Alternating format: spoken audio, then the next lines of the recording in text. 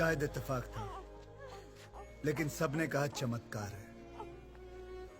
मेरी दादी ने तो तय कर लिया कि साक्षात परमेश्वर चिड़िया के रूप में मुझे जिंदगी देने आए। मुझे आज भी याद है, जब मैं बच्चा था, एक चिड़िया हर रोज खिड़की से मेरे कमरे में घुस आती और उड़ने लगती। भी मैंने फैसला कर लिया कि मेरी जिंदगी सिर्फ पक्षियों के लिए है, बस।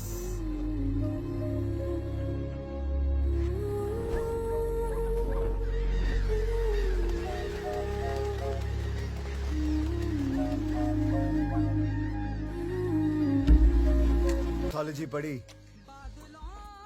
और मैं ऑर्निथोलॉजी प्रोफेसर भी बन गया।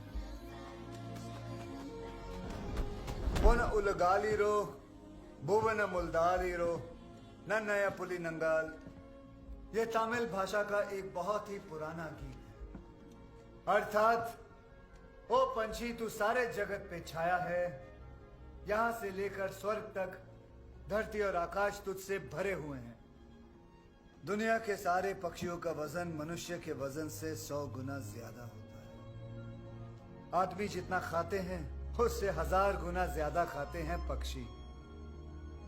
अगर वो कीड़े नहीं खाएंगे तो यहां एक पत्ता तक नहीं बचेगा। लोगों को खाना नहीं मिलेगा, क्योंकि कीड़ों का आंकड़ा पक्षियों से 100 गुना ज्यादा होता है।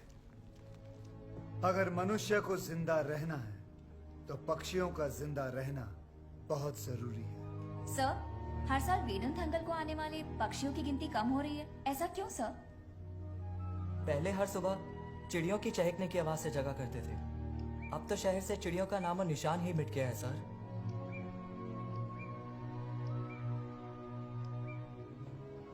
–1996 में हिंदुस्तान में सेलफोन इंट्रोड्यूस किया गया। उसके बाद से ही पक्षियों की गिनती कम होती चली गई, खास करके चिड़िया की। इसका नाम है आर्टिक टर्न। ये 50 ग्राम का एक छोटा सा पक्षी है।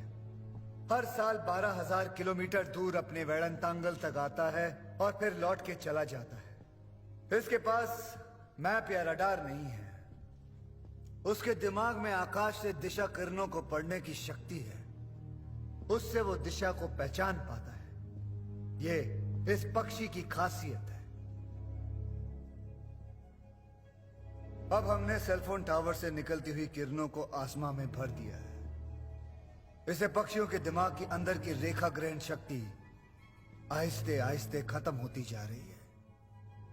वो राह भूल कर खो जाते हैं और उनका विनाश होते जा रहा है। इस रेडिएशन की वजह से पक्षी के अंडे बगैर मांस के कमजोर और नरम हो जाते हैं। पक्षी अंडे सेकने के लिए जैसे ही बैठते हैं तो वो टूट जाते हैं। सच तो यह है कि मानव की भी यही समस्या है। हम के शिकार बनते हैं, कम होती है, बढ़ता है, और इससे ज्यादा डिप्रेशन, स्किज़ोफ्रेनिया, अल्जाइमर, जिससे मानसिक कठिनाइयां बढ़ जाती हैं। सारे सिम्टम्स अब नजर आने लग गए हैं। मिस्टर पक्षीराजन, तो बताइए सॉल्यूशन क्या है? सेलफोन्स किसके लिए इस्तेमाल करते हैं? ज्यादातर फिजूल बातों के लिए। उसे कंट्रोल करेंगे।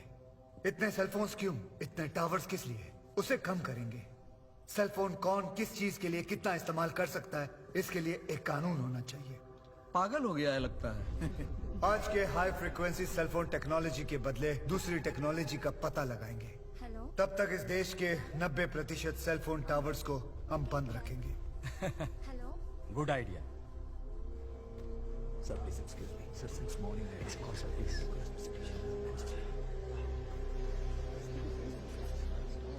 Save bird, save earth. Save bird, save earth.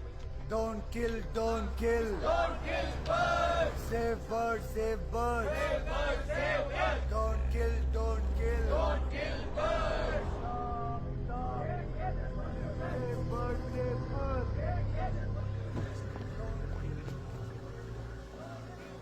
इन लोगों को और कोई काम नहीं है? सूरज उगते ही कुत्ते, बिल्ली, कौवे, चिड़ियों की वकालत करने के लिए मोर्चा खड़ा कर देते हैं। उनको भगाते क्यों नहीं? मैंने बोला जाने को सर, बोले आपसे मिले बिना नहीं जाएंगे।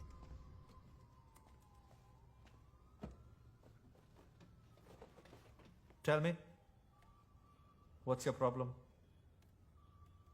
ट्राई परमिट का फ्रीक्वेंसी रेट क्या है?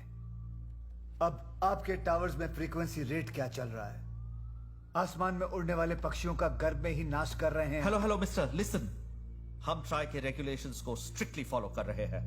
पहले से ही सब्सक्राइबर्स, बाथरूम में नो सिग्नल, लिफ्ट में नो स्काइप, बेसमेंट में नो कनेक्टिविटी। यू नो, पिछले 3 महीने में 2000 सब्सक्राइबर्स ने नेटवर्क बदल दिया, पता है? झूठ मत बोलो।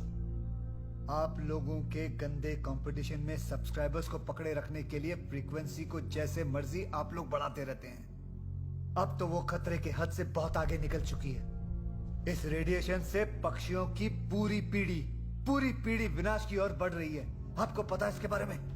ज्यादा एग्जैजरेट कर रहे हो। सेलफोन रेडिएशन से ही बर्ड्स का विनाश हो रहा है, इसका कोई साइंटिफिक प्रूफ नहीं है। You know that? ठीक है, तुम आकर अपने सेलफोन टावर के नीचे 24 घंटे खड़े रह के दिखाओ, मैं साबित कर दूंगा। You get out. Scientific proof मांगा आपने, मैं आपको दे रहा हूं। निकलो अब, जाके मीडिया को लेटर लिखो या धूप में झंडा पकड़कर खड़े रहो। I don't care. Out, get out.